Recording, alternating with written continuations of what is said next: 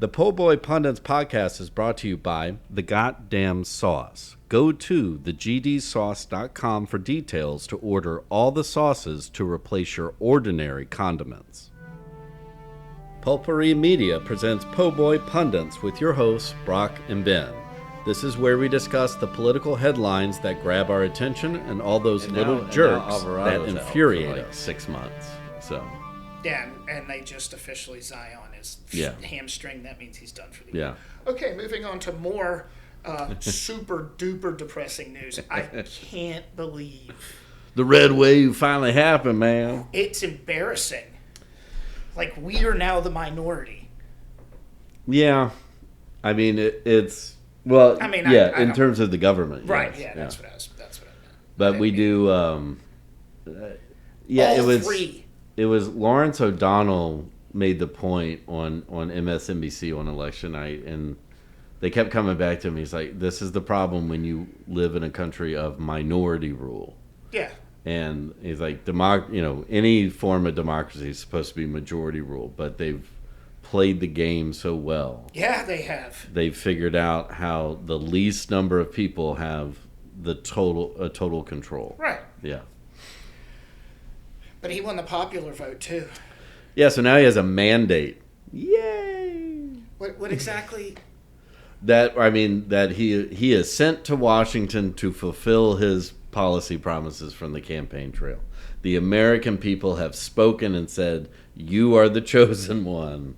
Because he won popular and electoral college, yeah. And the House. I mean, not always. And the Senate. I mean, usually if it's a land, the Reagan Mondale. The top end of, well, I mean, that was a slaughter. Yeah. Like, same as Nixon McGovern. Yeah, we talked about that one too. But this I mean, was bad. Even if it's considered, this isn't quite a landslide, but I mean, it's at that tipping point. He's got 300 and... Well, and he flipped all the... He flipped every single... Yeah, that went against him last time. The blue wall, right, gone. Yeah. Like Jon Snow, 86, the wall to the north. And then, Jon Snow. I never thought that she was going to win Arizona. Like, that just, to me, that she had a better chance in Georgia. Well, I think... no, because, we haven't recorded. But it's another election that shows that the polls are fucking worthless. Yeah, and the more I read about the polls this time, it was that one guy I told you about. Yeah. Who was like, nobody wants to tip the boat. Nobody wants to be that outlier. Everybody wants to, everybody wants their poll to matter. This election, those polls can go fuck themselves. Yeah, and I mean, we can talk more about the effect of that in the next segment, but you just wonder if a lot of people either switch their minds at the last second, or like when they kept hearing it's tied, going like, okay, well, we got to get out there and juice our boy. I don't know. I just keep going back to like 55-60% of this country is terrible. Yeah. Actually, they're not terrible. They're not. They're just uninformed, maybe. Well, I would say, I think you've got... And I'm not talking about the ultra-rich, because we all know... Yeah. I would say, you have, the ill-informed would definitely make up 40 some odd percent. A third of that at least. The swing here, though, is what is terrible about it. And when you look at the elections Trump has been involved in. Yep. And the thing that should stick out, and most people have picked up on this, of going, oh, it's just straight like misogyny and racism. Yep. It is young men, the Nick Fuenteses of the world. Apparently there are a lot of these people. Angry young dudes. Yeah. They don't get it. Yeah, somebody forgot to tell them, like, you got to listen to metal and punk rock. Like, that gets that out. What was the Henry Rollins thing? Joe Strummer's been preparing us for this. Yeah, exactly. We've been preparing for this our entire fucking lives, and it's finally here. Let me see your punk rock. Yeah. Yeah, So, I still can't believe that many people. So, if they're 44%, the other ones are undecided and then just didn't want to vote in a white woman. I mean, a brown woman, or a woman in general. And then they might have, and then some of them too would have been, because that's what you got from the data that's starting to trickle in, right? About like particularly that swing in Latin American voters. He gained in everything. Yeah, except for like just white people in general. He got the white woman vote. Right, but like just white people more white people voted for Kamala. Right. Than they did for Biden and Clinton in the last two. Like she actually gained in the overall just white vote. Now when you break it down into like minutia, but that's another one too. I'll give credit to my brother on. I think one of the. And again, this would go more into when we talk about like that, but fuck it, like we can just make it all just one big thing. Yeah, it doesn't matter. We're going to be talking about this. But he made a very good point that I didn't really think about because we didn't have it here in Louisiana, but in all those states where they had abortion rights on the ballot. Yes, I saw Missouri did that. Yeah. Yep. So, but like say for instance, if you are a Republican woman, right, you go in, you can still vote for a woman's right to choose, right, and still vote for Trump because you have those two measures on the ballot. So they're like, oh, we're cool here in this state, right? Yeah, until he makes it a federal ban. Yeah, correct. I mean, same as in Florida, you didn't see any which surprised drastic the fucking shift. Shit out of me. Right. They still didn't get it passed only because of their fucking 60%. Yeah, but that's normal. No, that is not. That's what I thought. Okay. Again, minority rule. Like, that's how you keep a minority in power. Right. Gerrymandering is the other one. Yeah. Yeah. But yeah, so I thought I was pissed I didn't think of that before, but yeah, that in those states where that was they had those ballot measures that offered an out to women who wanted to vote Trump but didn't necessarily like. So now they can go, hey man. Yeah. Hey, I voted for it in the state. States' Correct. rights. Right. States' rights. So. And then the other one was the price of eggs. Yeah. Which, again, that goes back to the ill-informed. Right. Well, and that's where. Like a dude. Did you? Sorry, I didn't mean to cut you off. No, that's fine. There was something going around viral where it was a guy's interaction, and multiple people saw it. He gave an interview where he was like, man, I hope they get rid of Obamacare. She was like, oh, okay. And he was like, but keep that ACA stuff. And she was like, that's the same thing. One just has Obama's name on it. Like, he had no idea. No. Well, and then when you start seeing the interviews with the people about tariffs, they're like, wait, what?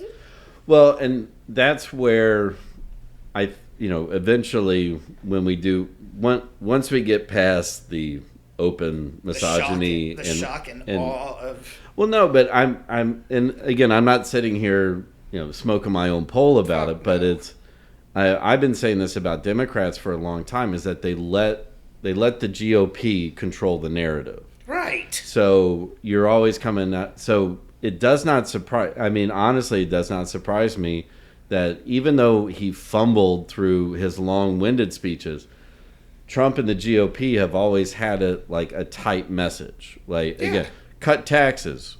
Where's the money coming from? Tariffs. Like, that's it. Like, just, and then, states' rights. Economy. Yeah. Economy. And then every 4 years or every 2 years when Democrats are trying to regain something, they go, well, the economy is a little more difficult. And then you get this talking down to, whereas if Kamala and the rest of the DNC had come out there and said, like, economy good, it seems like so simplistic, but when you got a cartoon, right, and it was a chalkboard, and it was her, and it was like, taxes, yeah, Trump bad, be happy. Right? Yeah. And that's kind of what her thing was. And then, or optimistic. And then they showed the GOP's board, and it was covered up like the dude from Beautiful Mind. Thank you. You know, exactly like that. And I went, yeah, that's pretty much it. Yeah. Like, they fucking look over here, look.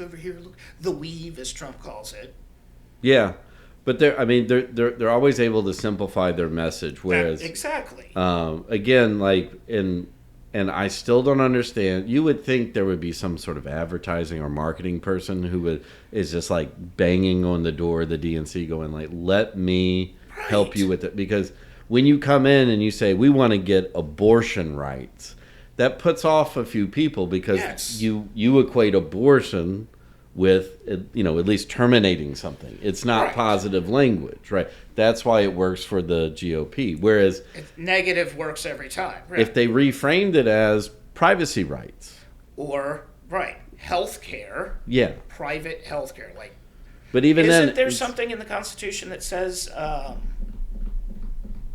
Never mind. We'll be here all night while my brain tries to figure it out. But even that, like, I mean, you talk about healthcare and then but like you got to keep it simple, like, and something that would apply to everybody, and that's what the GOP has always been able to do. But the Democrats fumble around in that. They get into the minutia of it. Well, and then they take the vernacular that the GOP creates and then just regurgitate it, but with a different message behind Trump it. And go, bad. Yeah, that's exactly what they did.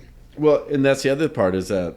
Yeah, they should have focused more on, obviously people are saying she should have focused more on economic issues. And don't get me, she had 7 months? Yeah, no. If that. No, I'm not harping on her campaign. It's the Democrats historically. Right, yeah. Unless they've got a super popular candidate like Clinton or Obama. Right. But Obama was able to do that. Like, they just kept it down to, generally hope. And like hope and healthcare, right? And which is like, what's the GOP gonna do? Come out and go, fuck hope, right? Yeah, like, well then now you're the dicks, that's my point about bodily autonomy. If you come out and you say, again, like we're talking about for everybody, you could have interpreted Roe versus Wade even for privacy rights of men. Well, yeah, because now the vasectomy thing comes up. Now dudes are like, whoa. But so if you say like, right to privacy are privacy rights, what's the GOP going to go? No, we don't like privacy. We don't want privacy. Exactly. I need cameras everywhere. Now you sound like the dick. But when you're going like, we want to allow anybody to get an abortion. Well, now you've played into their corner. Right. And they go, how come? We're cutting taxes. And then over here, it's like, we're going to raise taxes on the wealthiest people. But all people hear is raise taxes. Yeah, exactly. Hire me, DNC. Who was running the DNC? Jamie Harrison. But again, this has been a trend with Democrats. The whole take the low road. And why do they get into the minutia of their policies when all you really need to say is like, here's what we're going to do? Right. Well, yeah, you need three hooks. That's it. And Trump didn't. He had a concept of a plan, right? And they were like, "Cool, he's got a fucking plan." At least he talked about it. Well, because nobody gives a shit about healthcare really anymore. Like they're talking about price, talking gas, about the eggs, taxes. Yes. Yeah. Yep. So we'll talk about the taxes next because I have a question about how tips and what was the other thing? Overtime. Yeah. There goes overtime for every human being on the planet. Well, yeah, we'll say that. Or everybody will just be on salary now, so you can work 60 hours. Correct. The following segment has been brought to you by The Goddamn Sauce. Go to thegdsauce.com for details to order all the sauces to replace your ordinary condiments. The Po' Boy Podcast is a production of Pulpery Media. Produced and edited by Ben Grimion. Marketing by Brock Ryder. Graphic design by Beck Ryder and Ben Grimion. Music by the Heisenberg Compensators.